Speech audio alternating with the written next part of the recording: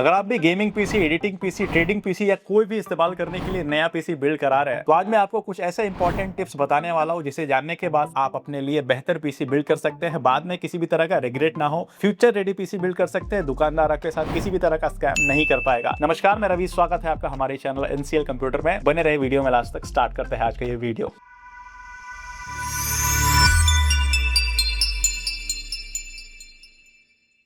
अगर आप gaming, editing, trading जैसे काम को करने के लिए पीसी बिल्ड करा रहे हैं, तो मेनली आपको ध्यान रखना है कि आप अपने पीसी में अगर रैम का इंस्टॉलेशन कराते हैं, अगर आप किसी डेडिकेटेड वर्क के लिए पीसी बिल्ड करा रहे हैं, जैसे gaming PC, editing PC, trading PC, high and PC build करा रहे हैं, किसी भी तरह ग्राफिक्स रिलेटेड काम करने के लिए, वीडियो प्रोडक्शन के लिए, वेबसाइट डेवलपमेंट, कोडिंग जैसे काम को करने के लिए जबरदस्त पीसी बिल्ड करा रहे हैं, तो आपको ध्यान रखना है आप अपने पीसी में सिंगल चैनल रैम का इस्तेमाल बिल्कुल ना करें। आपको अपने पीसी में डुअल चैनल रैम का इस्तेमाल करना है ताकि आपके पीसी का परफॉर्मेंस बूस्ट हो सके। अगर आप 16 जीबी रैम भी अपने पीसी में इस्तेमाल कर रहे हैं, तो आपको 8 जीबी का 2 रैम स्टिक इस्तेमाल करना है। अगर आप 32 जीबी का रैम इस्तेमाल कर रहे हैं, तो 16 का 2 रैम स्टिक इस्तेमाल करना है। इससे आपके कंप्यूटर का स्पीड और परफॉर्मेंस काफी बूस्ट हो जाता है। 16 जीबी का सिंगल रैम और 8 जीबी का 2 रैम, काफी अंतर आता है। इसलिए जब भी आप पीसी बिल्ड कराएं, तो आपको ध्यान रखना है डुअल चैनल का ही रैम इस्तेमाल करें। अगर आप गेमिंग या एडिटिंग जैसे हाई एंड काम करने के लिए पीसी बिल्ड करा रहे हैं, तो कोशिश करें कि आप अपने पीसी में डेडिकेटेड ग्राफिक्स कार्ड का इंस्टॉल करें। अगर आप हाई जीपीयू वाला पीसी बिल्ड कराते हैं, तो ना आपको गेमिंग परफॉर्मेंस बेस्ट मिल पाएगा, ना ही वीडियो एडिटिंग परफॉर्मेंस बेस्ट मिल पाएगा। पीसी में डेडिकेटेड ग्राफिक्स कार्ड लगा देने से बेनिफिट्स ये होता है कि ग्राफिक्स का मेन काम ये होता है कि आप जब भी वीडियो एडिटिंग जैसे काम को करें, रेंडरिंग जैसे काम को करें, तो ग्राफिक्स कार्ड का कंप्लीट इस्तेमाल होता है। अगर आपका iGPU ही ये काम करेगा, तो प्रोसेसर में छोटा सा चिप लगा होता है iGPU का। मैं आपको थोड़ा ब्रीफ बता देता हूं कि iGPU और डेडिकेटेड ग्राफिक्स कार्ड में फर्क क्या होता है। iGPU आपके प्रोसेसर में एक छोटा सा चिप लगा होता है, जो कि प्रोसेसर के रिसोर्सेज यूज करके ही आपके कंप्यूटर में ग्राफिक्स का इस्तेमाल करता है। डेडिकेटेड ग्राफिक्स कार्ड इस तरह का होता है, स्क्रीन पे आप देख सकते हैं, जो कि मदरबोर्ड में अलग से इंस्टॉल होता है। इस ग्राफिक्स कार्ड में अलग से चिप लगा रहता है। इस ग्राफिक्स कार्ड को अलग से पावर चाहिए होता है, यानी कि आपके पीसी में ग्राफिक्स रिलेटेड काम करने के लिए डेडिकेटेड बंदा बिठाया हुआ है। वो ग्राफिक्स रिलेटेड कोई भी काम आएगा तो वही बंदा संभालेगा। प्रोसेसर का काम केवल प्रोसेसिंग करना होगा। तो सिंपल वे में समझाऊं तो ग्राफिक्स के काम करने के लिए अगर आप अलग से बंदे को हायर कर लेते हैं, तो आपका परफॉर्मेंस काफी नेक्स्ट लेवल हो जाएगा। इसलिए अगर आप गेमिंग या एडिटिंग जैसे प्रोफेशनल काम को करने के लिए पीसी बिल्ड करा रहे हैं, तो अपने पीसी में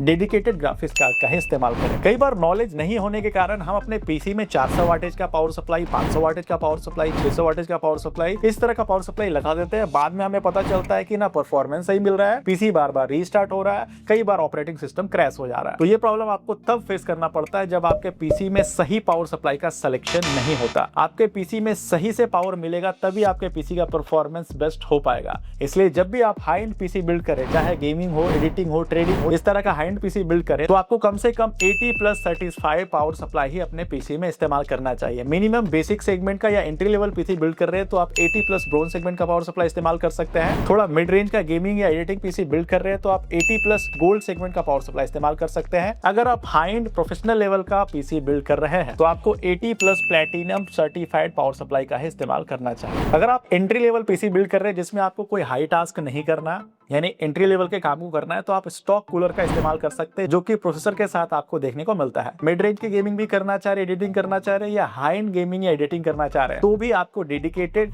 एयर कूलर या लिक्विड कूलर का इस्तेमाल करना चाहिए। अगर आप डेडिकेटेड लिक्विड कूलर का इस्तेमाल करते हैं, तो आपका प्रोसेसर कम हीट होगा, परफॉर्मेंस बूस्ट होगा। इसलिए आपको ध्यान रखना, अगर आप मिड रेंज के गेमिंग पीसी भी बिल्ड कर रहे हैं या एडिटिंग पीसी बिल्ड कर रहे हैं, तो कम से कम आपको आपके पीसी में एयर कूलर का इस्तेमाल करना चाहिए। अगर बजट अलाउ करता है, तो लिक्विड कूलर में स्विच कर सकते हैं। हाई एंड काम करने के लिए 70-80 हजार, 1 लाख के ऊपर का पीसी अगर आप बिल्ड करा रहे हैं, तो कंपलसरी आपको आपके पीसी में लिक्विड कूलर ही इस्तेमाल करना बेस्ट होगा। एक छोटा पॉइंट है, बट लोग ध्यान नहीं देते, बाद में उनको खामियाजा भुगतना पड़ता है। कई बार ऐसा होता है कि आप अपने हर एक कंपोनेंट्स का रिसर्च करके कंपोनेंट्स ले लेते हैं, कंप्यूटर रेडी हो जाता है, उसके बाद आप उस कंप्यूटर में पायरेटेड ऑपरेटिंग सिस्टम इंस्टॉल कर देते हैं। परफॉर्मेंस कहां से मिलेगा? इतना खर्च करने के बाद भी अगर आप अपने कंप्यूटर में डुप्लीकेट ऑपरेटिंग सिस्टम का इस्तेमाल कर रहे हैं, तो आउटपुट बेस्ट मिल ही नहीं पाएगा, क्योंकि इंडिया में ज्यादातर लोग जुगाड़ से ही कंप्यूटर चलाते हैं। मैं आपको रिकमेंड करूंगा कि आपने इतना खर्च अपने कंप्यूटर में किया है, 30,000, 40,000, 50,000, 60,000, जितना भी इन्वेस्ट किया है, आप अपने कंप्यूटर में ओरिजिनल ऑपरेटिंग सिस्टम का ही इंस्टॉलेशन कराएं। ओरिजिनल ऑपरेटिंग सिस्टम का प्राइस बहुत ज्यादा नहीं होता। आप अपने कंप्यूटर में विंडोज 10, 11 जो भी ऑपरेटिंग सिस्टम आप इस्तेमाल करते हैं, अगर जेन्युइन ऑपरेटिंग सिस्टम अपने पीसी में रखते हैं,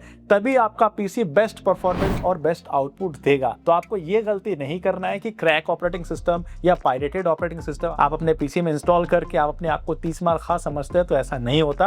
आपको आपके कंप्यूटर में ओरिजिनल ऑपरेटिंग सिस्टम का इंस्टॉल करना बहुत जरूरी है। तो ये कुछ इंपॉर्टेंट गाइडलाइंस थे। जब भी आप नया पीसी बिल्ड करते हैं तो बिगिनर से ये मिस्टेक्स हो जाते हैं। अगर आप इन बातों का ध्यान रख के पीसी बिल्ड कराते हैं तो आप अपने लिए एक बेस्ट पीसी का सिलेक्शन कर सकते हैं। उम्मीद करता हूँ आज का ये इन्फॉर्मेशन वीडियो आपके लिए काफी हेल्पफुल रहा होगा। अगर आपके मन में अभी कोई डाउट है, कोई क्वेरी है, तो कमेंट बॉक्स में कमेंट करके जरूर बताएं। हम इस चैनल पे इस तरह के वीडियोस लगातार लाते रहते हैं। तो अगर आप इस चैनल पे फर्स्ट टाइम विजिट कर रहे हैं तो चैनल को सब्सक्राइब करना बिल्कुल ना भूलें। मिलते हैं अगले वीडियो में किसी नई टॉपिक के साथ।